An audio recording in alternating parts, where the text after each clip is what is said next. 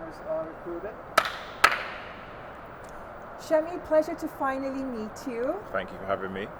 It's amazing being here at your stadium and knowing a bit about your journey.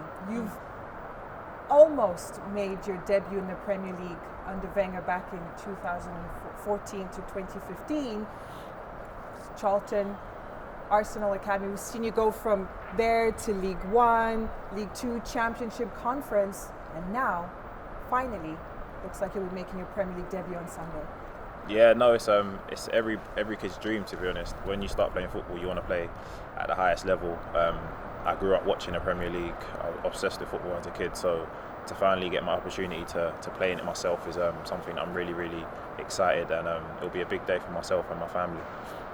But tell us a bit about your journey, because it's an interesting one. As I said, you've played in so many leagues, League One, League Two, Championship.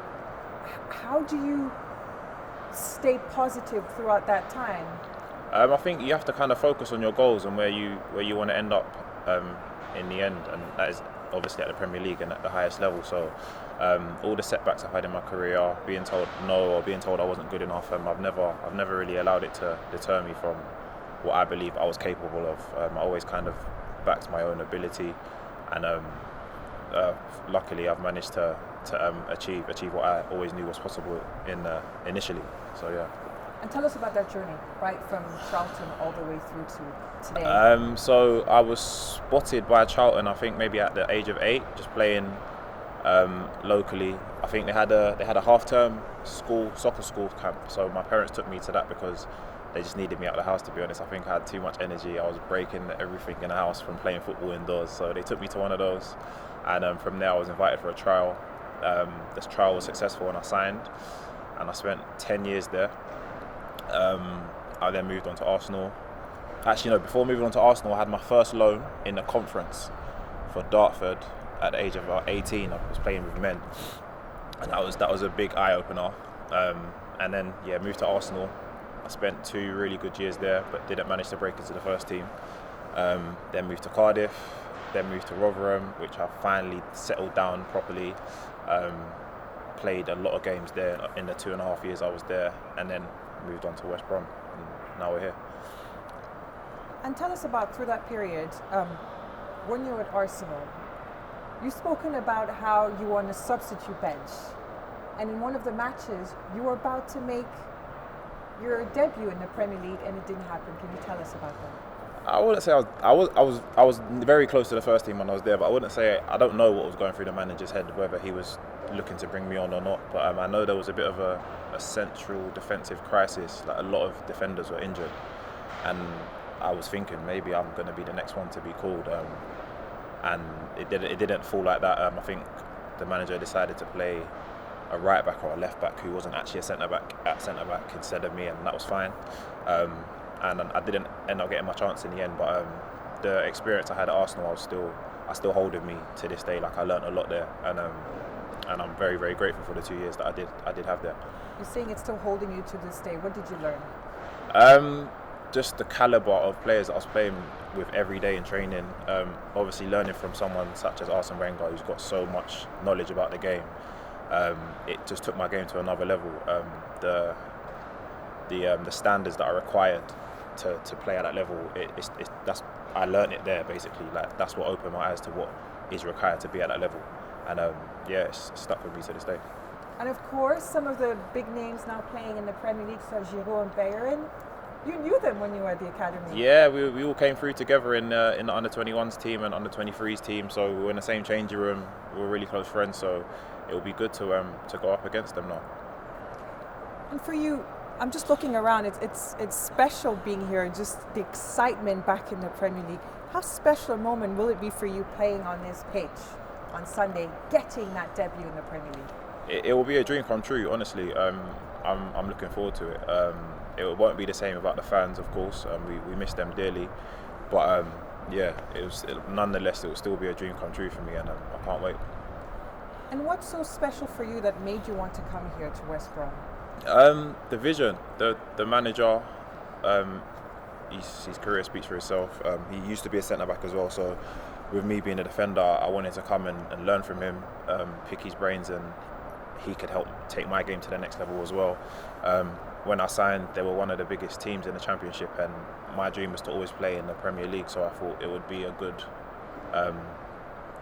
move for me to potentially step up to the Premier League, and by God's grace that has happened. So all things have gone really, really well so far. So what would you say Slaven Bilic's influence on you joining West Brom last year has been in developing your game? Just having his trust. When a manager like that trusts in you and believes in you and tells you how good you are and consistently puts you in a team and puts his faith in you to deliver his game plan and tackle certain tasks, it's only going to do wonders for your confidence and help you grow as a player and show the talents that you do have. So I'm very, very grateful for the faith he's shown in me. And what about you as an individual? How well do you think you'll perform in the Premier League this season, and as well, how well do you think your club will perform? I don't think we're definitely not here to make up the numbers. We're here to fight, to compete, to show everyone how good we are. We had a great season last season.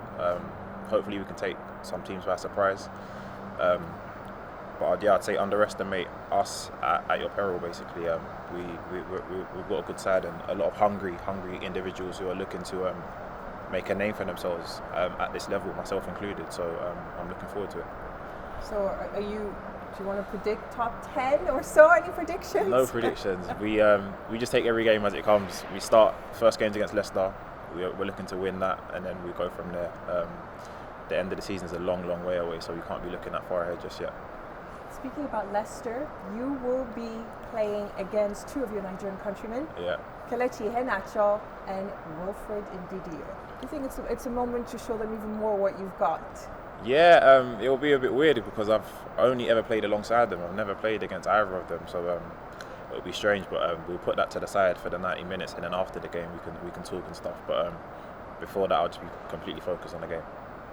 And of course, a defender, but you like scoring a goal or two. You had 5 goals, I think it was, last season. Yeah. So could we be expecting a bit of those goals here and there from you? First and foremost, my job is to defend and keep the ball at the net. So that's what I'll be focused on mainly. But if I can help the team with my goals from set pieces and getting forward and stuff, then I'll be more than glad to do that. I want to as well speak a little bit about Nigeria. As a young boy coming through, did you ever want to play for England or Nigeria? I think the decision to play for Nigeria was made from quite early. I played for the under-20s back in maybe 2014 or 13, and from then the goal was always to progress to the first team. So growing up I was torn between the two. Like I was born in England, raised in England, in a Nigerian household. When the World Cup was on, I'd support England and Nigeria. I'd have both jerseys. But once Nigeria made the firm move for me and called me up for the under-20s, so they approached you first? Yeah, my mind was always set to eventually reach the Nigerian national team, and I'm very, very proud that I was able to do that. And how important is your Nigerian culture, your African culture to you? Like, do you follow the scenes going back home in terms of arts, music, culture, entertainment? Yeah, it's massive for me. I grew up in a Nigerian household, so that's what I was surrounded with: food, music, culture, everything. So I'm still very much in touch with that to this day, and so almost a lot of my friends, and it's just natural for us. And you also played your senior for national team, senior squad in 2018. For the Africa Cup of Nations qualifiers against Seychelles. I think you came on at 73rd minute. Yeah. What was that feeling like for you, getting that senior call up and making your debut? It was surreal, honestly. It's something I dreamed of for a long time, and I didn't expect it to come around so quickly. I thought maybe I need to establish myself in the Championship a little bit more, but I'd got off to a really good start to the season, and I got the call up. And the way things worked out, I think there might have been a few injuries or a few dropouts, and I was able to make my debut. I did well when I came on, and I made a good impression to the coach, and he's picked me ever since then. So I'm really, really grateful for the opportunity, and something I'll hold with me forever. That making my debut and coming on for the first time. And there was the Africa Cup of Nations in Egypt last year. You were initially in the 25-man list, but then you got axed just before. It must have been quite disappointing for you. Yeah, I was devastated.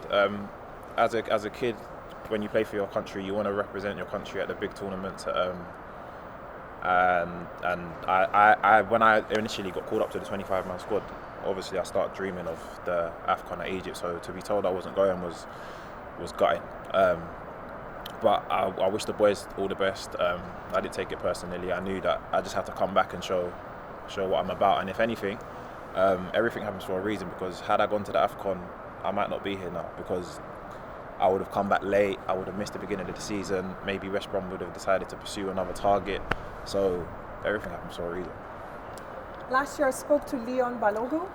I'm sure you know him from Nigeria. Yeah, my good and friend. he said to me that he pointed you out. He said to me, Shemi's doing really well at West Brom. And I told him his time would come, but I didn't realize it would come so soon because of him as well as a defender.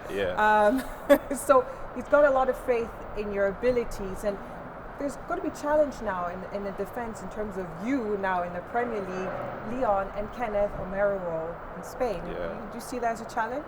Don't forget Will Trustekong Will as well. yes, Chidozie Awaziem. definitely. That's good. It's good for the country that we have so much competition for places. We have players doing well all over Europe in the biggest leagues. So that can only be good for Nigeria going forward. I can't think about myself. It's about the team. So if there's 6 or 7 of us doing really well at the time, it's down to the coach to pick who he feels will represent the team the best, and we can only support from there. But I don't think it's a bad thing at all. Competition is healthy then. Yeah, definitely.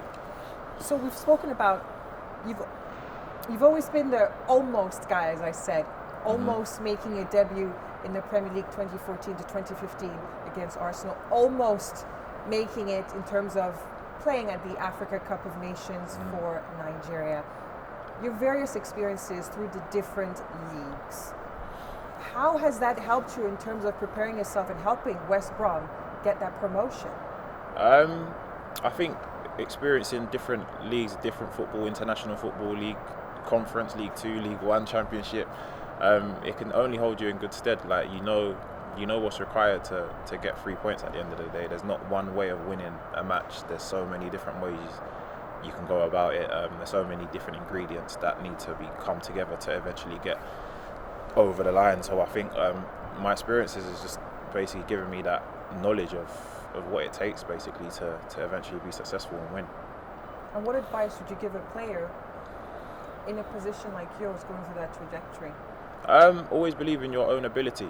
Never let anyone tell you you can't make it or your dreams are too big, because look at me, I was in League 1 just over 18 months ago, and now I'm getting ready to play in the Premiership. So always have faith in your ability, and yeah, work hard as well. Definitely, there's no shortcuts. Definitely put in the work, and good things will come. So as I said, one dream of yours, playing the Premier League's about to come on Sunday. What other dreams would you like to hope to achieve in football? Definitely to win an AFCON. That would be amazing for Nigeria. And play in a World Cup as well. You know what? Win a World Cup. Why not? Win a World Cup. And win trophies for West Brom. A nice FA Cup run or something next season would be very nice. Well, we do wish you the best of luck, Premier League coming, hoping that you finally get to play at the next Africa Cup of Nations. Yeah. And I have no doubt that future World Cup you'll take part as well for Nigeria. Thank you very much. Thank you. Thank you. Anything else you want to get across, or you're good? No, everything's been covered. Yeah, it's been good. Cool. Thank you. Yeah, I know. Brighton, like you needed to make that move. Yeah. Because I spoke to him in, was it October, November when he spoke about you? Yeah. He told me. He actually told me about the interview. Did he? Yeah. Straight after he said, "Oh, by the way, I did an interview and I spoke about you." I didn't know he told you that. He just said that. I don't know how it's gonna come out, but just know that I'm so happy for you. Blah blah blah. Basically, because he was worried it was gonna be misconstrued and it's gonna seem like. Not even. He said it in such a nice way. He said he didn't. He said your time would come, but he didn't realize at his own. What are we doing? Yeah, just walk towards me now and talk to each other. I cannot hear anything he's saying. Okay. Yes. Yeah.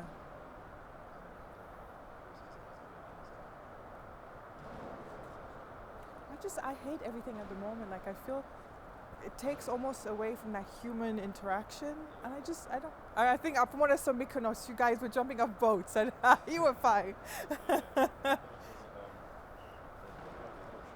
Yeah, they don't have any restrictions. Oh, yes.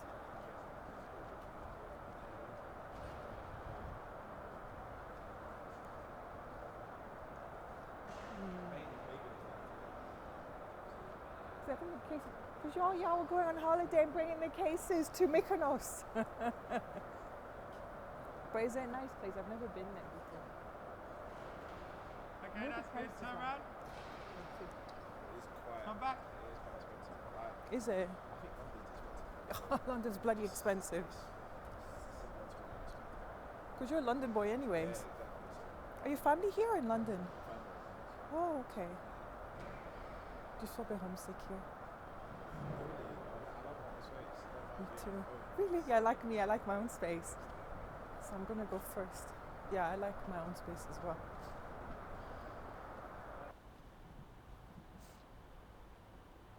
3, 2, 1, go. Not long to go now before boyhood dream for Shemi is about to come true right here on this pitch on Sunday in the Premier League. Mimi Fawaz, BBC News, Birmingham. Yeah? Was that all right? The second one better? Premier League.